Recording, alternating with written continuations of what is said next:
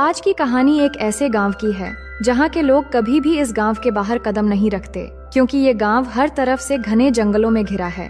इस गांव के लोग लाल रंग से इतना डरते हैं कि इसे कहीं पर भी देखते ही तुरंत जमीन में दफना दिया जाता है, क्योंकि यहाँ के जंगलों में खूंखार राक्षस रहते हैं जिन्हें लाल रंग की भनक भी लग जाए तो वो हमला कर देते हैं। इसी गांव में रहने वाली एक अंधी लड़की मजबूरी में अपने प्यार को बचाने निकल पड़ती है। उसे घने जंगल पार करने होते हैं और रास्ते में ऐसे ऐसे खतरे सामने आते हैं जो देखेंगे हम आज की इस पूरी कहानी में। सो हेलो दोस्तों, मेरा नाम है इशिता और कहानी की शुरुआत होती है 19वीं सदी से, जहां हमें जंगल के बीचों बीच एक गांव दिखाया जाता है जिसका नाम है पेंसिल्वेनिया। देखने में ये गांव बहुत ही खुशहाल और खूबसूरत लगता है, लेकिन यहाँ के लोग मौत के साए में जिंदगी बिताते हैं। गांव की चारों तरफ ऊंची दीवारें बनी हैं और एक वॉच टावर भी है जिस पर हमेशा कोई न कोई पहरा देता रहता है। यहाँ के सबसे जरूरी नियम ये कि इस गांव का कोई भी इंसान गांव की बाउंड्री पार नहीं कर सकता।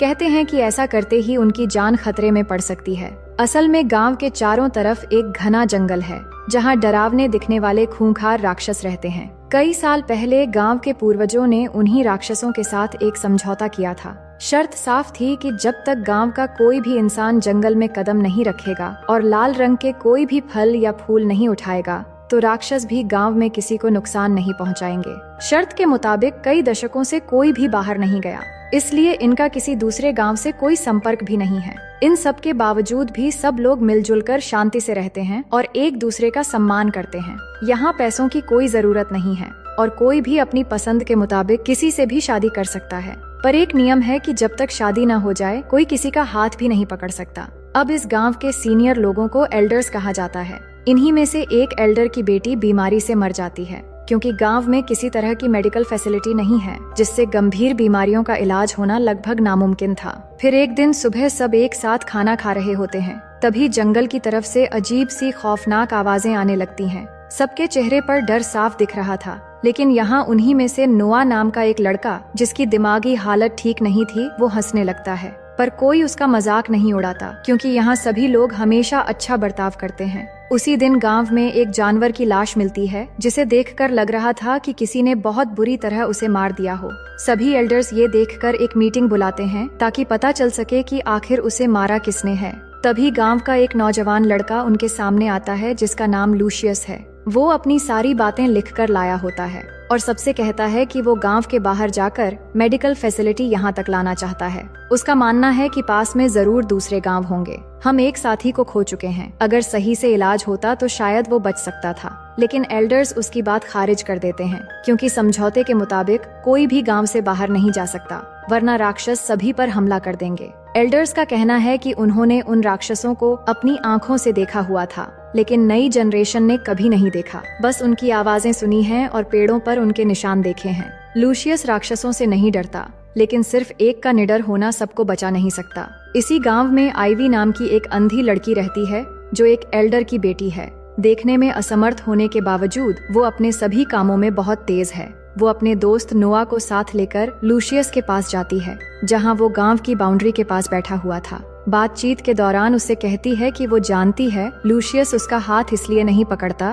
क्योंकि वो उससे प्यार करता है, और ये बात सच भी है। पर लूशियस अपनी मन की बात अब भी उससे इजहार नहीं कर रहा था। इसी दौरान नोआ मजाक करते हुए आईवी के हाथ में जंगली रेड बेरीज रख देता है जो लाल रंग के फल होते हैं। लूशियस की नजर में पड़ते ही वो पहचान लेता है कि ये बेरीज तो सिर्फ जंगल में मिलते हैं। वो नोआ से पूछता है, तुम ये कहाँ से लेकर आए हो?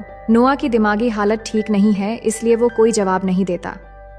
लेकिन लूशियस समझ जाता है कि नोआ जंगल गया था और उसकी मासूमियत की वजह से राक्षस ने उसे कुछ नहीं किया। इसके बाद वो दरखास्त लेकर फिर से एल्डर्स के पास जाता है और कहता है कि अगर नोआ जंगल से रेड बेरीज लेकर सुरक्षित लौट आया तो मैं भी जा सकता हूँ। मुझे इसकी इजाजत चाहिए ताकि मैं लोगों की मदद कर सकूं। लेकिन एल्डर्स इस बार भी इनकार कर देते हैं, मगर लूशियस अब ठान लेता है कि वो किसी भी तरह से बाहर जाएगा। वो रात को अपनी माँ से बात करता है कि वो अपने लोगों को इस तरह मरते हुए नहीं देख सकता। उसकी माँ मना करती है, पर वो नहीं सुनता और अगली सुबह अकेले ही गांव की बाउंड्री से बाहर कदम रख देता है। वो डर भी रहा था कि अचानक कुछ भी हो सकता है, और कुछ कदम आगे जाते ही अचानक उसे किसी की मौजूदगी महसूस होती है। वो डर जाता है और तुरंत कुछ बेरीज तोड़कर वापस बाउंड्री के अंदर आ जाता है। उसी रात वॉच टावर पर पहरा दे रहा आदमी को अचानक किसी की हलचल महसूस होती है। और जैसे ही वो नीचे देखता है तो कोई लाल कपड़ा पहना हुआ साया गुजरता हुआ नजर आता है। वो समझ जाता है कि राक्षस आ चुका है और डर के मारे घंटा जोर से बजाने लगता है।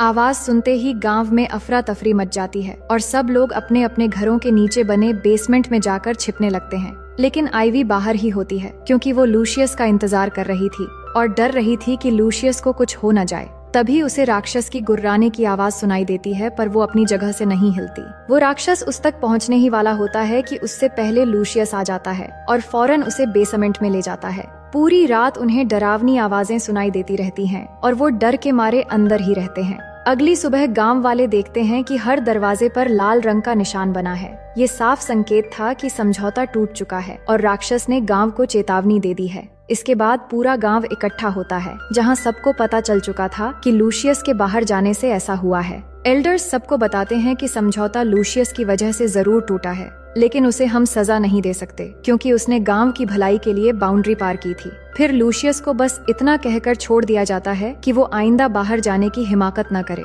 इसके बाद गांव का माहौल थोड़ा हल्का होता है क्योंकि आइवी की बहन की शादी थी। सभी लोग वेडिंग सेरेमनी में मौजूद होते हैं। पूरा गांव खुशी में डूब जाता है और बहुत ही धूमधाम से शादी होती है। लेकिन जैसे ही शादी खत्म होती है और लोग अपने अपने घर लौटते हैं तो फिर से डर का माहौल बन जाता है। वो देखते हैं कि हर घर के बाहर किसी ने मरे हुए जानवरों को टांग दिया है।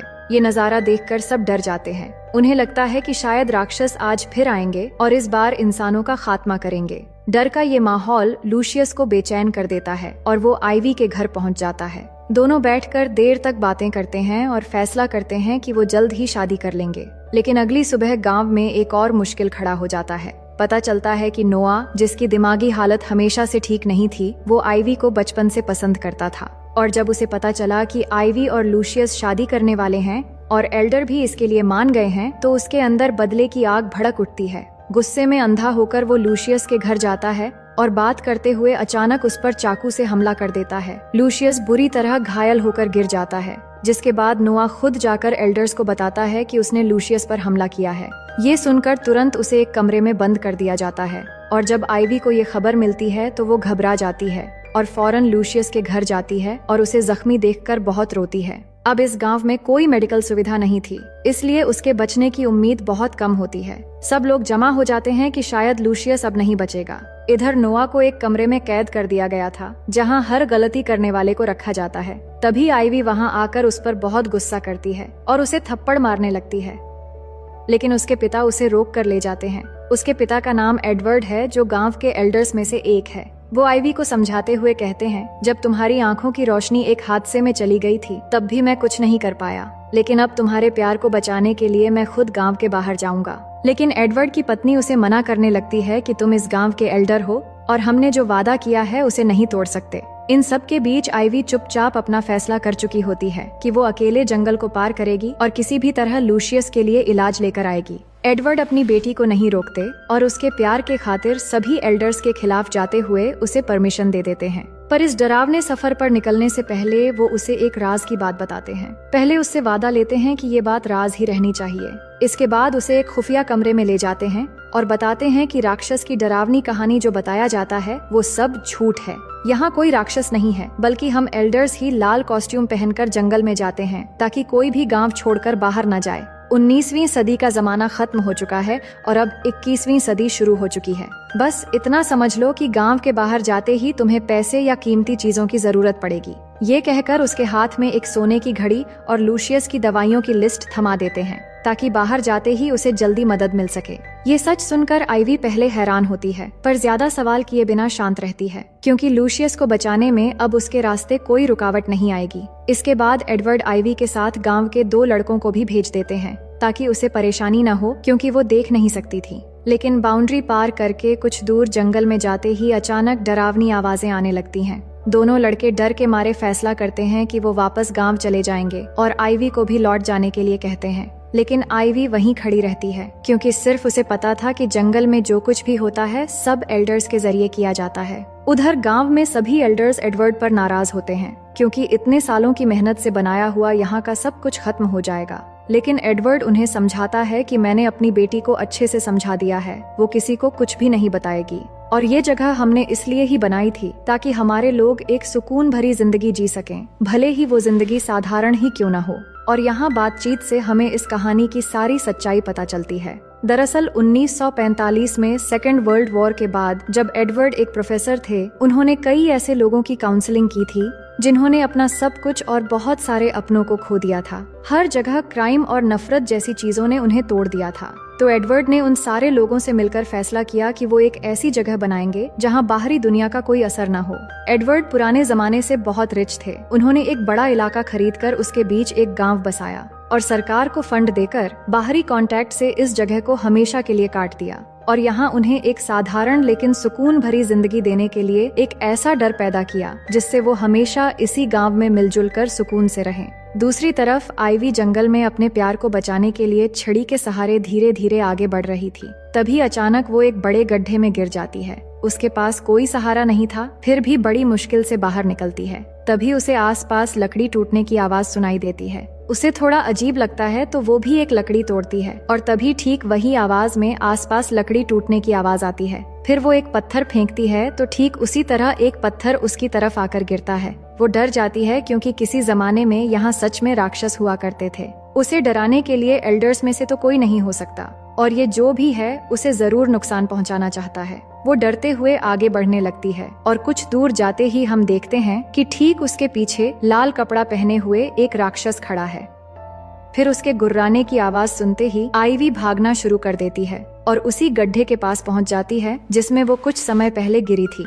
वो फौरन अपना हाथ फैलाकर गड्ढे के किनारे खड़ी हो जाती है। तभी वो राक्षस उसे पकड़ने के लिए दौड़ते हुए आता है और पास आते ही आइवी तुरंत हट जाती है जिससे राक्षस गड्ढे में गिर जाता है। इसके बाद हमें उस राक्षस का चेहरा दिखाया जाता है जो कोई और नहीं बल्कि नोआ ही था। उधर गांव में एल्डर्स जब नोआ के लिए खाना लेकर जाते हैं तो कमरा बिल्कुल खाली होता है और उस कमरे के नीचे छुपी हुई जानवरों की खाल मिलती है। असल में नोआ की दिमागी हालत उतनी भी खराब नहीं थी। उसे गांव का राज पता चल गया था, जिसके बाद वो कॉस्ट्यूम चुराकर एल्डर्स की तरह जंगल में घूमना शुरू कर दिया था और उल्टा एल्डर्स को डराने के लिए जानवरों को बुरी तरह मार रहा था। लेकिन जब उसे पता चला कि आइवी लूशियस को बचाने के लिए गांव से बाहर जा रही है तो वो राक्षस के कॉस्ट्यूम में उसे रोकने के लिए आया था, लेकिन उसकी इसी हरकत ने उसे मौत के अंजाम तक पहुंचा दिया। अब आइवी अपने पिता के बताए हुए रास्ते में अंदाजा लगाते हुए आगे बढ़ती है और एक जगह पहुंचकर उसे एक ऊंची दीवार मिलती है जिसे पार करना उसके लिए मुश्किल था, पर वो किसी तरह दूसरी तरफ जाने में कामयाब हो जाती है। उसी वक्त जीप लेकर एक पुलिस ऑफिसर आता है और आइवी को देखकर हैरान हो जाता है, क्योंकि दीवार के उस पार किसी इंसान के जाने की इजाजत नहीं थी और आम लोगों के मुताबिक वहाँ सिर्फ जंगली जानवर रहते हैं। वो आइवी का नाम पता पूछने लगता है और अपने सीनियर्स को इन्फॉर्म करने वाला होता है, लेकिन आइवी उसे रिक्वेस्ट करते हुए दवाइयों की लिस्ट देती है और साथ में सोने की घड़ी देते हुए कहती है कि मुझे इन दवाइयों की जरूरत है। शायद तुम्हारे सीनियर्स को पता होगा कि मैं कौन हूँ और कहाँ से आई हूँ, लेकिन बेहतर यही होगा कि तुम किसी को कुछ मत बताओ कि एक अनजान लड़की सड़क पर मिली थी। ऑफिसर उसकी हालत और मासूमियत देखकर कोई और सवाल नहीं करता और सीधे मार्केट जाकर सारी दवाइयाँ ले आकर उसे दे देता है। इसके बाद आइवी गांव में लौटती है जहां लूशियस के पास सभी एल्डर्स मौजूद थे।